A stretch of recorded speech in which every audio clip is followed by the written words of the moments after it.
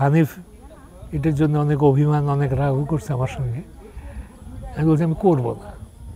এটা কেন করবেন না? আমি বললাম না, কোনো কারণ নাই, ভালো লাগে না, করবো না।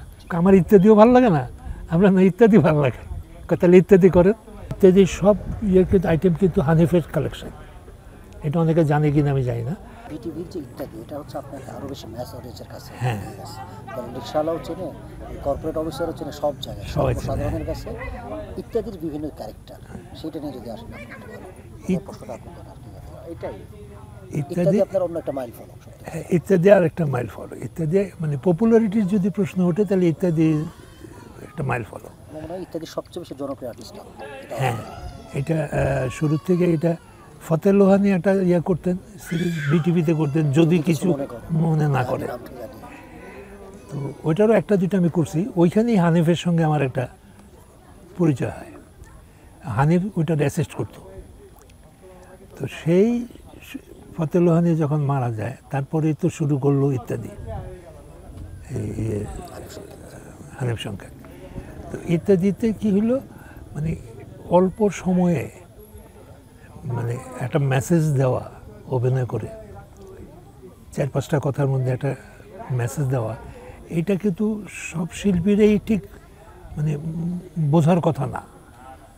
অনেক ডিউ রেসপেক্ট বলছি, অনেকেই পারতেন না বুঝতে।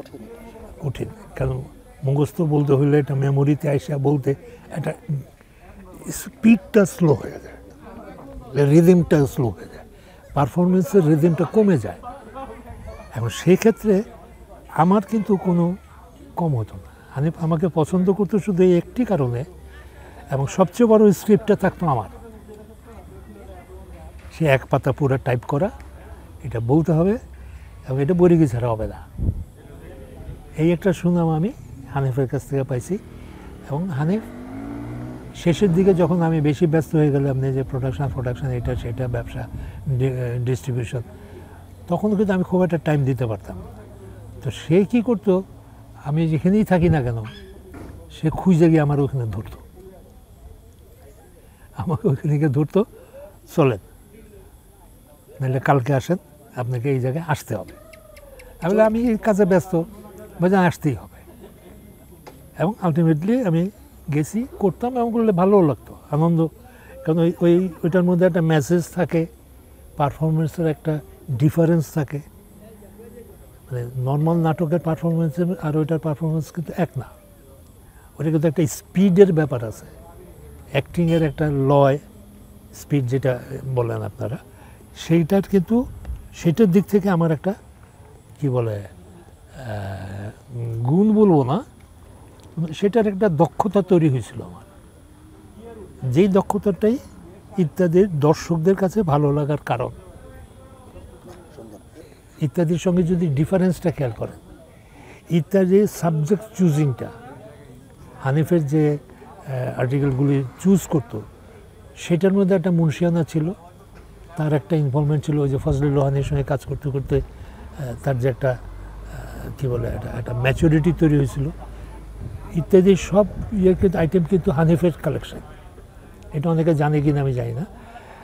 হানিফের কালেকশন এবং চুজিংটা হানিফ সংখ্যা, সব কিছু তার। এবং সে এই মানে নাটকের যে প্যাটার্ন, মানে অংশগুলি, তো নাটকীয় যে অংশগুলি থাকতো, গান টান এটা সেটা অনেক কিছুই থাকতো। এই নাটকীয় অংশগুলি তার যে প্যাটার্ন ছিল ওইটাই, ওই যে স্পিডি, ফাস্ট এবং এক্সপ্রেসিভ। এইটা অন্যান্য যারা ম্যাগাজিন করতো তারা এটা মেনটেন করতে পারতো না, বা এটা মানে ভিতরে ঢুকতে পারতো না, বা বুঝতেই না হয়তো, যার জন্যে ওই ডিফারেন্সটা রয়ে গেছে। খোঁজে হানিফ এটার জন্য অনেক অভিমান, অনেক রাগও করছে আমার সঙ্গে। আমি বলছি আমি করবো না। এটা কেন করবেন না? আমি না, কোনো কারণ নাই, ভালো লাগে না, করবো না। আমার ইত্যাদিও ভালো লাগে না। আমরা না, ইত্যাদি ভালো লাগে। তাহলে ইত্যাদি করেন। তা আমি বললাম যে দেখেন, আপনি কিছু মনে করেন না, আমি যদি আজকে আপনার একটা করি, তাহলে কালকে আরেকজন আমাকে এসে ধরবে, সে বলবে ওনারটা করছেন, আমারটা করবেন না কেন। তখন আবার আরেকজন এসে বলবে আমারটা করবেন না কেন, করতেই হবে। তো আমি তো ছাড়া হবে না। একটু এটি ছাড়ার কথা যেহেতু আসলো,